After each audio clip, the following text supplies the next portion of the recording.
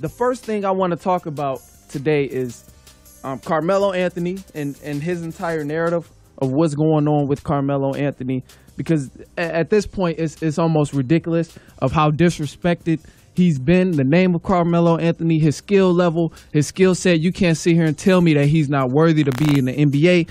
And it's ridiculous. So if you really honestly believe that Carmelo should not be in the NBA, I'm definitely about to tell you exactly why he does. So for my first point of this, after all the crazy free agency deals, I kind of thought I thought he was going to get picked up for sure. But after last season when the Rockets had him, I was kind of iffy. I'm like, okay, well, Melo, maybe he lost it a little bit. And I believe I might have said that on air, where I was like, okay, maybe Carmelo just lost it just a little bit. He might not be where he was, so he has to kind of come back down and lower his ego and realize he's not that star player that he once was.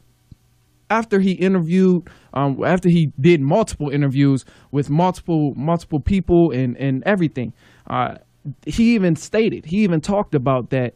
Yes, at one point in time, I realized I had to lower my ego. I realized I had to take a step back and reevaluate the entire situation and realize that I'm not that same guy anymore. I have to be the second option, third option. He said that, I believe it was on First Take, The Breakfast Club. He went on multiple platforms and talked about how he feels he should be in the NBA. So my point exactly, Melo can clearly still play basketball.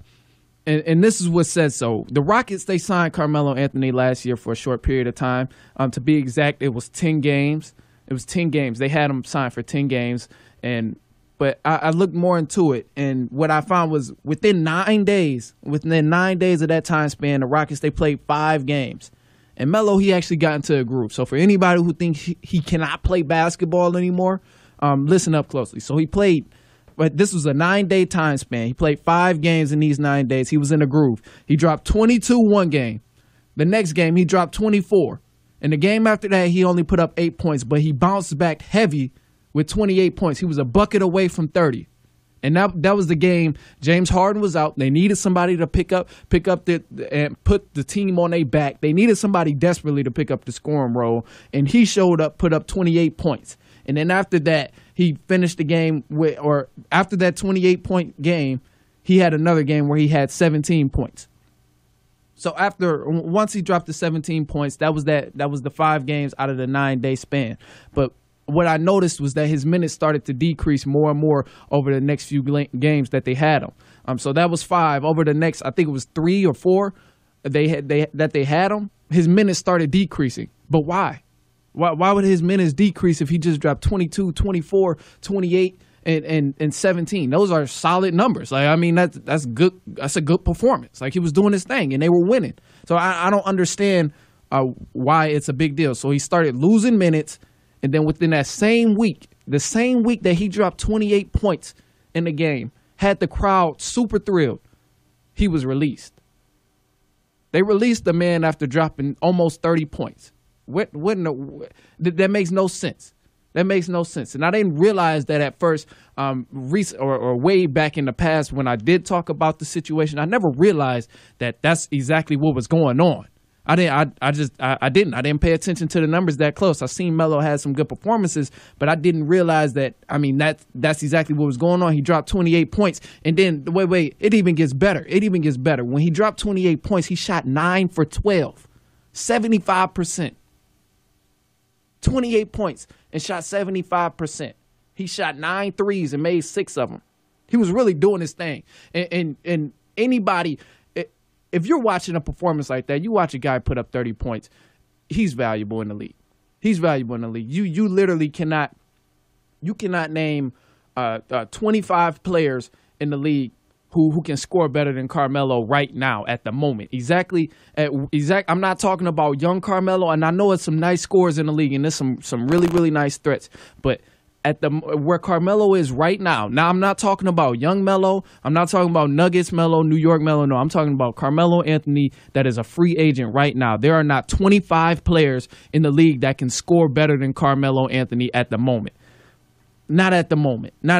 There are players who may fit into teams that's better, because they are signed and they have a distinct role on that team, but Melo doesn't even have that opportunity to fit into a role, fit into a team, because nobody's giving him that chance. He clearly showed with the Houston Rockets that he can make something work. He doesn't want to be the main star. He just wanted to play a role on a team and be a part of a team. And he showed that. He did that. He played a catch and shoot role and would do his thing, would ball out, help Chris Paul out. When James Harden went down, who was the man who stepped up and put up 30 points almost? It was Carmelo Anthony. And I'll even put a video up on my social media that shows some of his highlights of when he was going off. And if you really honestly believe that Carmelo Anthony cannot be effective in this league today, it's crazy. It's crazy. What in this league today, they don't play any defense. Oh, people clown Carmelo about not playing defense, but all these other scrubs in the league, they cannot play defense and not get shackled for it. But Carmelo, he done changed his mindset and everything, willing to play defense, willing to work harder, willing to come off the bench, be a third scoring option, all of these other things. But all of a sudden, he's still not worthy enough to be on a team. So I looked it up. I looked at some of the scores that was top 25 of last season. So and this is where my point is about you can't pick 25 scores or 25 players that score better than Carmelo today. Carmelo is still a machine. He still has moves. Although he may not be as athletic as he was with Denver, but truth be told, he was never the most athletic guy on the court. He had moves, and that's what allowed him to score like he did, because he had moves and he knew how to work. He knew how to work the spacing on the floor and get a shot off, and he could make shots. So that was really important. But no disrespect to any of these guys. Joel Embiid was on that top 25 scoring list of last season. I honestly believe Carmelo, in terms of scoring, Carmelo Anthony can score the ball better than Joel Embiid. Joel Embiid is always hurt. Sometimes he gets locked up. Sometimes he's on, I don't know. He's on other stuff sometimes. But sometimes he's not focused and everything. That's a close one. That's a very, very debatable one. But I personally would pick Carmelo Anthony to score the ball better than Joel Embiid. If I had to choose a score, I'm picking Carmelo Anthony over Joel Embiid. And I'm not talking about rebounding. I'm not talking about defensive ability. I'm not talking about all that other stuff. I'm strictly talking about scoring. I'll get to the overall players and all of that stuff in a second. But Joel Embiid, Karl Anthony Towns, Julius Randle, Blake Griffin, Drew Holiday, Bradley Beal, these guys are good, but I still take Carmelo to score his scoring ability over all of these guys. And these guys are top 25.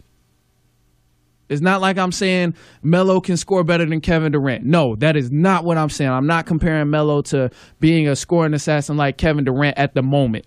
Back when Melo was a little bit younger, yes, he was on that type of level of scoring ability. He had that kind of scoring ability up there with the greats. One of the greatest scorers we've ever seen. But at this point in the league, he's still a very big threat to any team and any team who wants buckets. I mean, he can give you buckets. That's what he does. That's just Melo. His scoring ability is better than Blake Griffin, Julius Randle, Drew Holiday, and Bradley Beal. Better than all of them in terms of scoring ability. And even if you say, well, these guys, they fit their team perfectly. Bradley Beal, he fits the Washington Wizards perfectly. Karl Anthony Towns, he fits his team perfectly. Drew Holiday, Blake Griffin, these guys, you can't take them off and replace Melo. I'm not saying that. I'm not saying that's what you want to do. And I'm not saying Melo is more valuable than these guys on a team, on a distinct team. But what I'm saying is, when you look at other free agents who were signed this offseason, you mean to tell me that Jared Dudley fits a team better than Carmelo Anthony? Are you kidding me? Jared Dudley. He fits any NBA team better than Carmelo Anthony. Dwight Howard? Wayne Ellington? Troy Daniels? Are you kidding me? It's ridiculous. And it's like and these were guys who were picking up contracts over and over. It's not like Melo was asking, yeah, I need a max deal to come back and play in the league. I need to start. I need to be a starter. I need this. I need that. He had no demands, and he still has no demands in terms of him wanting to play basketball in the NBA. His demands are very, very, very, very low. It's almost at the point where he has none. When he went to Oklahoma City, people thought he was the problem. When in reality, I said it multiple times in the past, the problem with Oklahoma City was not Westbrook, it was not Paul George, it was not Carmelo Anthony, it wasn't Steven Adams, it was the coaching. It was the coaching. They had no type of system. They go out there, just throw up jumpers and just, they have no organization. There was no kind of, no system at all. It was very unorganized when they go out there and play basketball. And even though it was very unorganized, Carmelo Anthony still helped that team, and he still played a less role and played a small role as the third scoring option. And he still did his thing. He still did his thing. Even though he wasn't the main scoring option, he still played up. He showed up and became a solid role player for that Thunder team. Okay, so the Thunder released him. And then what? That's when the Houston Rockets grabbed him. They said, all right, Melo, we can bring you in, but you're going to have to come off the bench.